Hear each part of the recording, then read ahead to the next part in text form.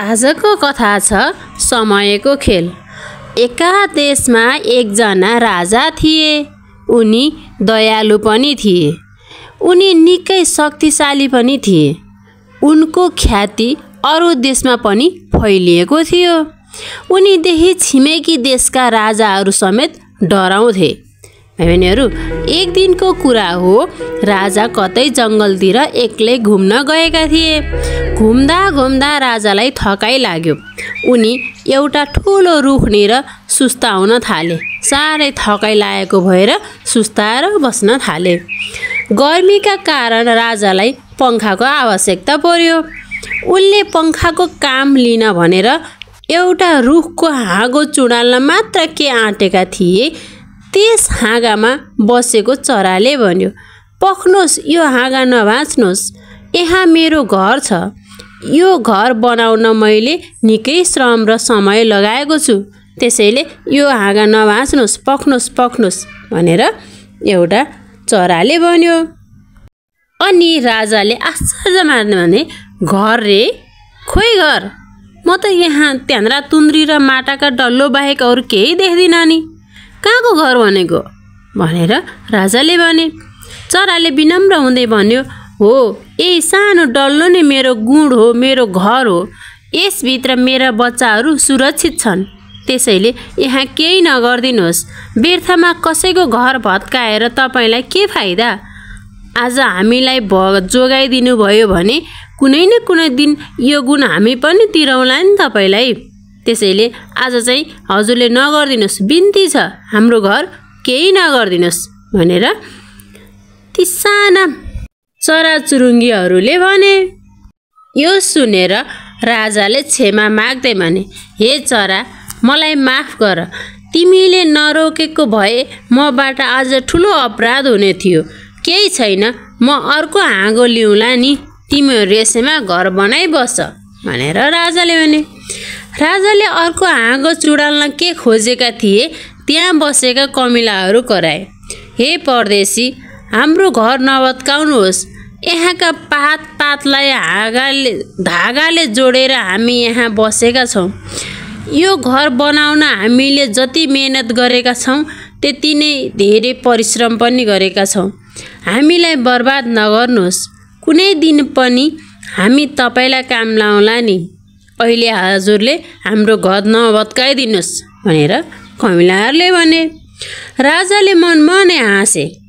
"फिस्टे चरो, भुसुनो कमिलो, मेरो काम आउने, हा हा हा" भनेर हाँस्दै खिल्ली उडाए।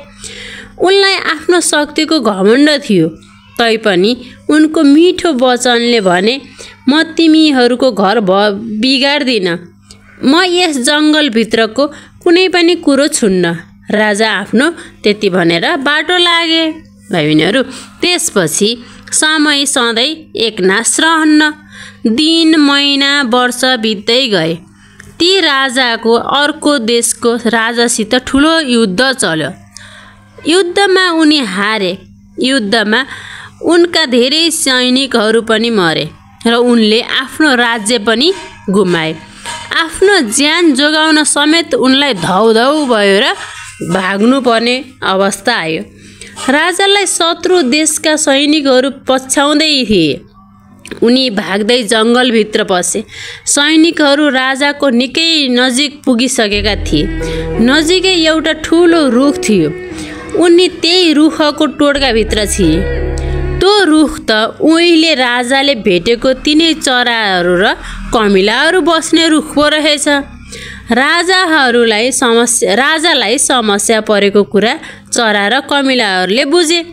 राजाको टाउको भरि कमिलाहरू बसे अनि चरा चाहिँ टोड्काको वरिपरि उड्न थाले। यत्तिकैमा सैनिकहरू त्यहीँ आइपुगे। एकजना सैनिक करायो, "राजा यहीँ टोड्काभित्र हुनुपर्छ।" अर्कोले भन्यो, "होइन होला, यसभित्र मान्छे भएको भए त यतिका कमिला बस्छ र फेरि चरो पनि टोड्कोको भित्र बाहिर गरिरहेको छ" भनेर अर्को सैनिकले भन्यो। पहिलो सैनिकको मनले मानेन। उसले भन्यो, "त्यसो भन्दैमा हुन्छ, राम्रोसित खोजौँ।" उनीहरू दुई राजालाई तर राजाको अत्तो पत्तो लाउन सकेनन्। कमिलाको ताती निकै बाक्लो थियो, जसले गर्दा उनीहरूले त्यसभित्र छोपिएका राजालाई देख्न सकेनन्। उनीहरू त्यहाँबाट हिँडे। त्यसपछि सैनिकहरू फर्किसकेपछि राजालाई कमिलाहरूले छोडे। चरो पनि उड्न छोड्यो। राजाको ज्यान बच्यो। उनले मनमा नै भने, अहिले यी चरा र कमिलाले कुनै दिन हामी पनि काम लाउँछौँ नि भन्दाखेरि मलाई हाँसो उठेको थियो। तर अहिले बल्ल थाहा पाएँ, संसारमा बलियो र ठुलो हुँदैमा मात्र आफू काम लाग्ने रहन्छ। सबै कुरा समयको खेल रहेछ। यति भनेर राजाले चरो र कमिलालाई भने, हे मेरा साथी हो, म यस देशको राजा हुँ। मलाई आफ्नो शक्तिदेखि ठुलो घमण्ड थियो। आज त्यो घमण्ड तिमीहरूले गर्दा तोडियो। म तिमीहरूदेखि ज्यादै प्रभावित भएँ। अब म आफ्नो देशका मानिसहरूलाई असल मान्छे हुने शिक्षा दिनेछु। यति भनेपछि चरा र कमिलालाई धन्यवाद दिई राजा आफ्नो बाटो लागे। त्यसैले समयलाई राम्रोसँग चिन्न सक्नुपर्छ। समय जीवनको सबैभन्दा अनमोल सम्पत्ति हो। यसलाई न त किन्न सकिन्छ, न त बचत गर्न नै सकिन्छ।